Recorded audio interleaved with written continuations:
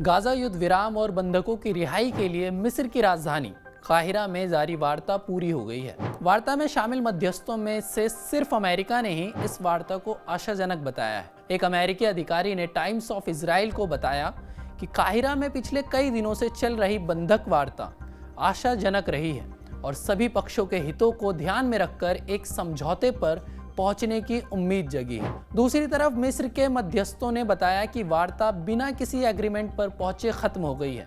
Times of Israel की खबर के मुताबिक मिस्र के सूत्रों ने बताया कि ना तो हमास और ना ही इजराइल किसी भी समझौते पर सहमत हुए हैं।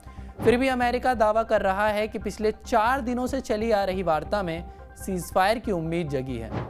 हमास के सीनियर अधिकारी इज्जत अल रिश्क ने लेबनानी मीडिया अल माइदीन को बताया कि जो बाइडन की ओर से जुलाई में पेश किए गए सीजफायर प्लान पर हमास तैयार है।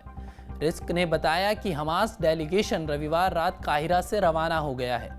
बता दें कि हमास सीधे तौर पर इस वार्ता में शामिल नहीं हुआ था, बल्कि उसको इस वार्ता का ब्रीफ कतरी मध्यस्थों ने दिया।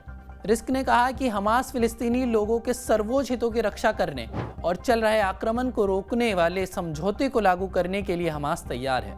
बता दें कि हमास ने नए प्रस्ताव को इजरायली शर्तों पर बना बताया है और उस पर सहमत होने से इनकार कर दिया है। सीजफायर ना होने की सबसे बड़ी वजह जुलाई में लाए गए बाइडन प्लान में बदलाव बन रहा है। नए प्लान के तहत इजराइल गाजा से पूरी तरह अपने सैनिकों की वापसी नहीं चाहता है। इजराइल हमेशा के लिए मिस्र गाजा बॉर्डर पर अपना कंट्रोल चाहता है।